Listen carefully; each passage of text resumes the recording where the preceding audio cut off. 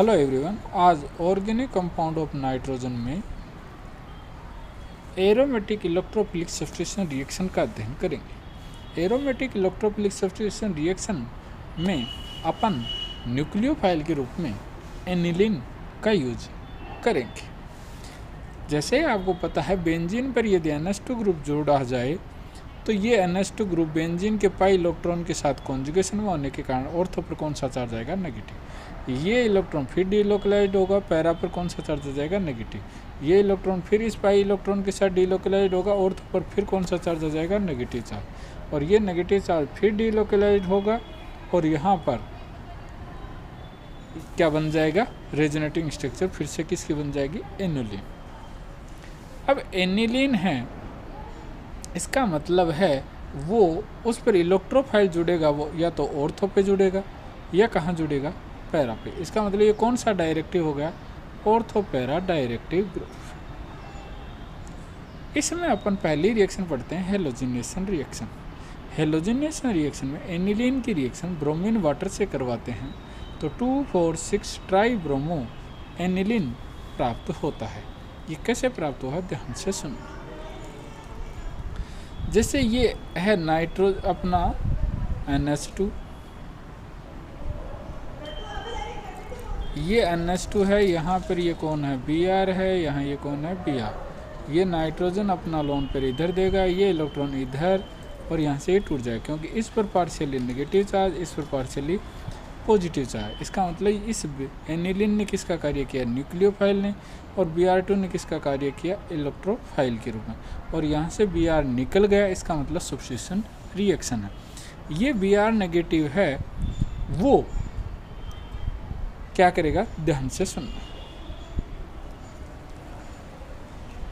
जो अपना प्रोडक्ट बना था वो ये बना था, यहाँ कौन जुड़ा था? Br, यहाँ H, और ये डबल बॉन्ड NH2, उस पर पॉजिटिव चार्ज आ गया था। और ये अब यहाँ से अपना कौन रिमूव हुआ था? Br negative. Br नेगेटिव इस प्रोटॉन को लेगा, ये इलेक्ट्रॉन इधर आएंगे और ये NH2 इधर है। इसका मतलब यहाँ से कौन निकल जाएगा? HBr। यहाँ कौन सा बॉन्ड आ जाएगा? Pi bond. और ये डबल बॉन्ड किस में कन्वर्ट हो जाएगा? सिंगल बॉन्ड में। हो गया। इसका मतलब ऑर्थो ब्रोमो एनिलीन बन जाएगा। इसी तरह वो यहाँ पर अटैक ना करके किधर अटैक कर सकता था? अपने पैरा पे अटैक कर सकता। बट यहाँ समझने वाली बात यह है कि ब्रोमीन वाटर के साथ रिएक्शन करवाने पर एनिलीन है वो इतना इलेक्ट्रॉन रिच स्पीसीज होने के कारण इलेक्ट्रोफाइल है, वो ऑर्थो के साथ साथ कहाँ जुड़ जाती हैं? पैरा पर जुड़ जाती हैं। और ये तब होता है जब इस यहाँ जो ग्रुप जुड़ा है उस पर या तो हाइड्रोजन एटम हो, जैसे OH, या NH2 है, परंतु उसके पास क्या होना चाहिए? लोन पे। ये है ऑर्थो के साथ साथ क्या है? पैरा प्रोडक्ट भी बनाते हैं। जैसे आपने फिनोल की रिएक्शन पढ़ी होगी, कंसंट्रेट HNO3, और बताओ क्या बना था? Picric acid. इसी तरह यहाँ पर भी यदि एनिलीन की ब्रोमीन वाटर से रिएक्शन कराएंगे तो 2,4,6 ट्राइब्रोमो फिनोल एनिलीन प्राप्त होगा। अब यहाँ इम्पोर्टेंट ये है कि मुझे केवल या तो ऑर्थो प्रोडक्ट चाहिए या मुझे पैरा प्रोडक्ट चाहिए, तो इससे तो ये पॉसिबल नहीं है। उसके लिए अपन एनिलीन का नाइट्रोजन ग्रुप है उसको प्रोटेक्ट कर देंगे। प्रोटेक्ट करने के लिए आपने एक रिएक्शन का नाम सुना होगा, एसाइलेशन रिएक्शन। जैसे प्रोटेक्शन का मतलब है नाइट्रोजन है उसके ऊपर एसाइलेशन रिएक्शन कराएंगे, आपको बताया था, यहाँ से क्या निकल जाएगा? HCl, और ये बन जाएगा। इस प्रोटेक्शन का मतलब ये हो गया कि नाइट्रोजन का जो लोन पेयर है वो बेंजीन रिंग के कॉन्जुगेशन के साथ साथ इस पाई कह दूँ कार्बोनिल के साथ भी कॉन्जुगेशन है। यहाँ बेंजीन के साथ यदि कॉन्जुगेशन करेगा तो बेंजीन रिंग पर कार्बन पर नेगेटिव चार्ज आएगा। यदि कार्बोनिल के साथ कॉन्जुगेशन करेगा तो ऑक्सीजन पर नेगेटिव चार्ज आएगा। नेगेटिव चार्ज है कहाँ ज़्यादा स्टेबल होता है? नेगेटिव चार्ज ऑक्सीजन पर। इसका मतलब ये है कि नाइट्रोजन है वो बेंजीन रिंग के साथ कॉन्जुगेशन करने की प्रोबेबिलिटी है वो क्या हो गई, कम हो गई। इसलिए एनिलीन है उसमें बेंजीन रिंग ज़्यादा इलेक्ट्रॉन रिच स्पीसीज थी, जबकि यहाँ इसका प्रोटेक्शन या एसाइलेशन करने के बाद में बेंजीन रिंग की इलेक्ट्रॉन डेंसिटी है एनिलीन के कंपेरेटिवली क्या हो जाती है, कम हो जाती है, क्योंकि नाइट्रोजन का लोन पेयर है वो कार्बोनिल के साथ कॉन्जुगेशन में होने के कारण ऐसा होता है। अब ऐसा होने से क्या हुआ वो ध्यान से सुनना। ऐसा होने के बाद हम ब्रोमीन एसिटिक एसिड है, एसिटिक एसिड और यहाँ क्या था, वाटर, एक ही बात है, ये भी एसिटिक एसिड है, वो भी क्या है, पोलर है, और वाटर भी क्या था, पोलर था, तो इसलिए मैंने मीडियम है वो पोलर लिया। अब आपको ही पता है नाइट्रोजन का लोन पेयर है बेंजीन से डायरेक्ट जुड़े हुए एटम पर यदि लोन पेयर हो तो वो कौन सा डायरेक्टिव होता है, ऑर्थो एंड पैरा। अब है कि एक प्रोडक्ट पैरा और एक प्रोडक्ट कौन सा बन जाएगा, ऑर्थो, बट मेजर कौन सा होगा, ऑर्थो के ऊपर Br ग्रुप इजीली अटैक नहीं करेगा, क्योंकि इस ग्रुप का रिपल्सन होने के कारण, जबकि ऐसा रिपल्सन है वो यहाँ क्या है, एब्सेंट है। इसलिए कौन सा प्रोडक्ट मेजर होगा, पैरा प्रोडक्ट है वो क्या होगा, मेजर होगा, पैरा मेजर हो गया और ये क्या हो गया, माइनर हो गया। अब इसका हाइड्रोलाइसिस कराएंगे तो आपको बताया कार्बोनिल की ओर OH, इधर क्या लगा देंगे H, क्या हो गया NH2, तो कह दूँ पैरा ब्रोमो एनिल।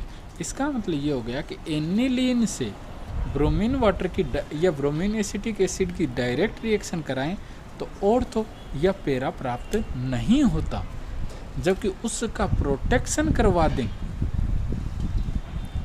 तो अपन को पैरा प्रोडक्ट या ऑर्थो प्रोडक्ट प्राप्त होता है। इनमें मेजर कौन सा हुआ, पैरा प्रोडक्ट।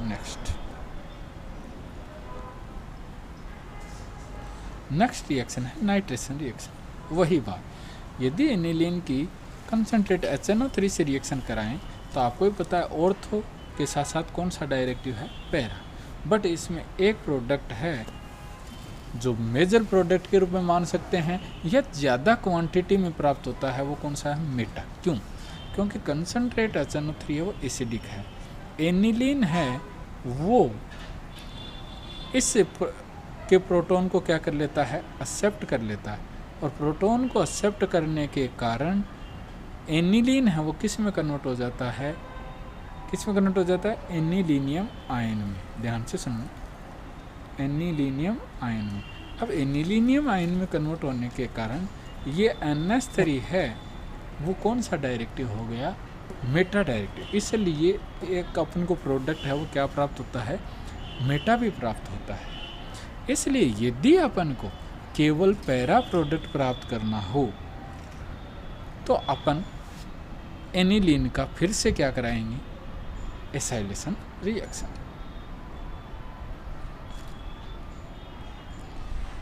अब है एसाइलेशन करवा दिया, एसाइलेशन करवाने से बेंजीन रिंग की इलेक्ट्रॉन डेंसिटी है वो एनिलीन के कंपेरेटिवली क्या हो गई, कम हो गई।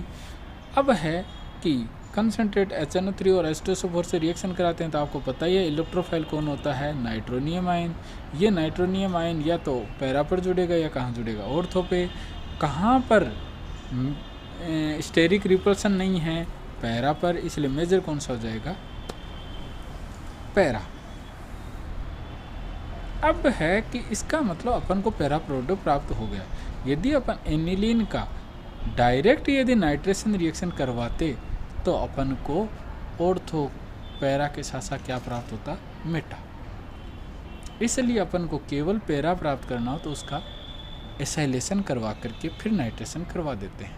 इसी तरह अपन ने पहले पढ़ा हेलोजिनेशन में भी, यदि अपन को ऑर्थो या केवल पैरा प्रोडक्ट प्राप्त करना हो तो हेलोजिनेशन में पहले उसका एसाइलेशन करवा देते हैं और उसके बाद में उसका हेलोजिनेशन करवाते हैं।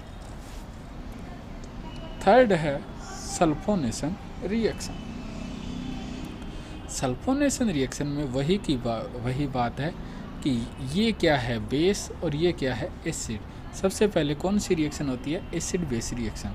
तो एनिलीनियम बन गया, ये एनिलीनियम हाइड्रोजन सल्फेट बन गया, अब एनिलीनियम हाइड्रोजन सल्फेट को जो ही हीट किया जाए तो वहाँ से वाटर रिमूव हो गया।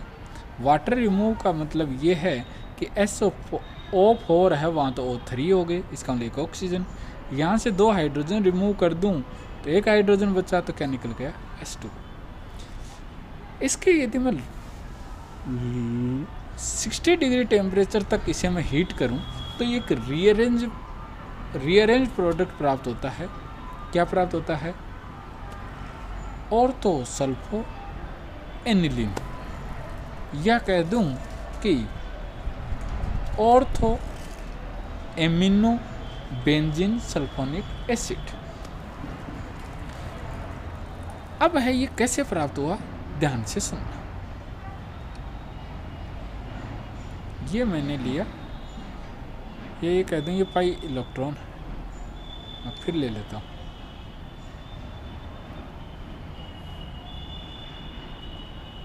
ये NH, ये S, ये डबल बॉन्ड और ये क्या है OH। देखना ये इलेक्ट्रॉन इधर, ये इलेक्ट्रॉन इधर आए तो कौन सा चार्ज आया? नेगेटिव। ये इलेक्ट्रॉन इधर आए तो इस पर कौन सा चार्ज आया? पॉजिटिव। तो ये पॉजिटिव चार्ज वाली स्पीसीज है वो कहाँ जुड़ गई? ऑर्थो पे जुड़ गई। क्या जुड़ा? SO3H। अब ध्यान से सुनो, जुड़ने के बाद में प्रोडक्ट ये बना, ध्यान से सुनना। यहाँ H, ये SO3H हो गया, ये डबल बॉन्ड NH हो गया, और इस पर चार्ज कौन सा आएगा? पॉजिटिव। देखना ये इलेक्ट्रॉन फिर इधर से आए और ये इलेक्ट्रॉन इधर होते ही अपना ये H है वो इधर जुड़ जाएगा, क्या हो जाएगा? NH2। ये डबल बॉन्ड है वो किस में कन्वर्ट हो जाएगा? सिंगल बॉन्ड में। और यहाँ जो सिंगल बॉन्ड है वो किस में कन्वर्ट हो जाएगा? Double bond. क्या प्राप्त हो गया? Ortho sulpho aniline. जब उसे और ज़्यादा हीट करते हैं तो अपन को कौन सा प्रोडक्ट प्राप्त होता है? पैरा। वो कैसे होगा? ये इलेक्ट्रॉन इधर, ये इलेक्ट्रॉन इधर आएंगे और ये इलेक्ट्रॉन इधर, तो इधर कौन जुड़ जाएगा? SO3H। तो कौन सा प्रोडक्ट बन जाएगा? पैरा। अब बात ये है कि यहाँ एक इम्पोर्टेंट बात ये है कि ये इस रूप में भी शिफ्ट हो सकता है। ये H इधर आ जाए, H इधर आते ही आपको पता है क्या हो जाएगा? एनिलीनियम। और SO3 पर कौन सा चार्ज आ जाएगा? नेगेटिव। इसको कहते हैं ज्यूटर आयन। कौन सा आयन है? Zwitter ion. और इसको कहते हैं सल्फेनिलिक एसिड। कई बार पूछा जाता है सल्फेनिलिक एसिड की स्ट्रक्चर बताइए, और सल्फेनिलिक एसिड है वो कह दूँ आयनिक कंपाउंड होता है, जिसे अपन ये कह सकते हैं कि एक ज्यूटर आयन के रूप में होता है, जिसकी पोलरिटी बहुत ज़्यादा होती है। इसलिए सल्फोनेशन रिएक्शन में सबसे पहले कौन सी रिएक्शन होती है? एसिड बेस, फिर उसे हीट किया जाता है तो वाटर रिमूव हो जाता है, और N के ऊपर क्या ग्रुप जुड़ जाता है? SO3H। फिर इसको रीअरेंज करवाते हैं तो ऑर्थो, जब और ज़्यादा हीट करते हैं तो क्या होता है? पैरा। और ये क्या प्राप्त होता है? सल्फेनिलिक एसिड। सल्फेनिलिक एसिड में intramolecular nucleophilic substitution intramolecular acid base reaction होने के कारण एक ज्यूटर आयन बनता है जो कि आयनिक होता है और उसकी पोलरिटी बहुत ही ज़्यादा होती है। ये अपन ने हेलोजिनेशन, नाइट्रेशन और सल्फोनेशन रिएक्शन पढ़ी। ये तीनों ही रिएक्शन इम्पोर्टेंट हैं। इसमें कहीं भी कोई समस्या आए तो आप मुझे फिर पूछ सकते हो। थैंक्स।